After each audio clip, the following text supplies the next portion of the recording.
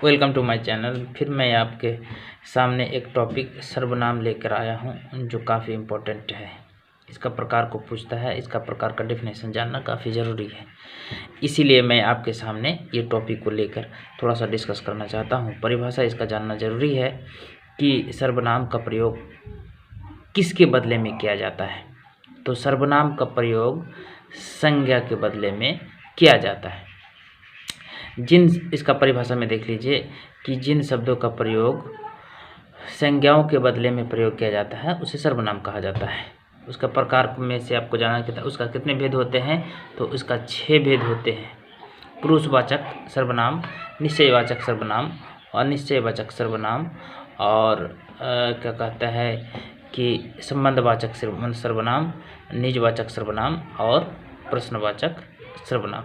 इसमें से पहला जो नंबर है पुरुषवाचक सर्वनाम के कितने भेद होते हैं, तो इसमें से पूछता है कि पुरुषवाचक सर्वनाम में 3 भेद होता है: उत्तम पुरुष, मध्यम पुरुष और अन्य पुरुष। तो उत्तम पुरुष किसको बोलते हैं? हमेशा कर्ता के रूप में आता है, जो करता है, काम करने के रूप में आता है, यानी जो बोलता है उसको हम उत्तम पुरुष बोलेंगे। सुनने वाला को हम मध्य पुरुष बोलेंगे और जिसके बारे में हम डिस्कस करेंगे उसको हम अन्य पुरुष कहेंगे। तो हमेशा उत्तम पुरुष में मैं या हम का प्रयोग करते हैं। और भी लंबा कारक के रूप में इसका लंबा डिस्कस होगा, लेकिन मैं अगले वीडियो में बताऊंगा।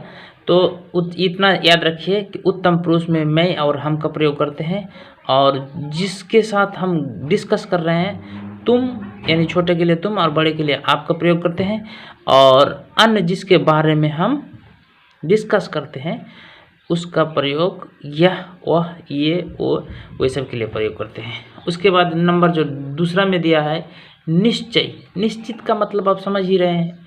वाक्य का मीनिंग जान के ही आपको तो इसका डिफिनेशन कर सकते हैं कि निश्चयवाचक सर्वनाम, जिस शब्द से किसी व्यक्ति या भाव का निश्चित का बोध हो। यह राम है, तो यह यदि आप कहता है कि वह राम है या यह राम है, तो वो निश्चित है कि वह राम ही है, उसमें कोई संदेह नहीं है। वह जा रहा है तो उसमें कोई संदेह नहीं है, वह जा ही रहा है। उसके बाद वह निश्चित का बोध कराता है और वह निश्चित है। वह निश्चित का ये भी आपको थोड़ा सा शब्द का मीनिंग से ही समझ में आ जाएगा कि वह निश्चयवाचक सर्वनाम, जिस शब्द के किसी व्यक्ति या भाव के निश्चय का बोध नहीं होता है। जैसे कोई होगा, कुछ दो, मैंने उसमें कोई निश्चित नहीं है कि किताब दो कि कलम दो कि कॉपी दो, कुछ नहीं, कुछ भी दो, कुछ दो।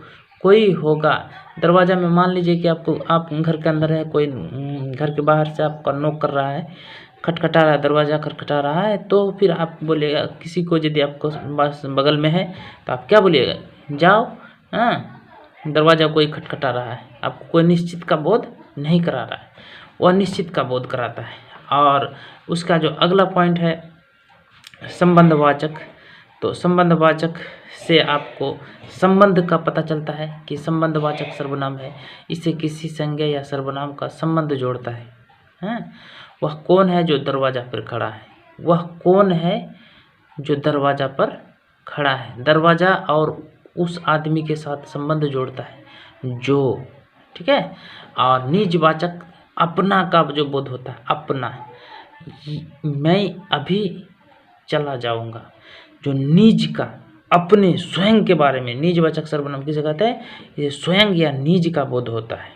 और प्रश्नवाचक, तो प्रश्नवाचक सर्वनाम अब प्रश्न से ही समझ में आया, इससे प्रश्न का बोध होता है। जैसे कौन जा रहा है, क्या हुआ, किस बात पर झगड़ा कर रहे हो, इस तरह का जो क्वेश्चन होता है तो उसे प्रश्नवाचक सर्वनाम के अंदर आता है। तो ये क्वेश्चन आता है कि सर्वनाम के कितने भेद होते हैं।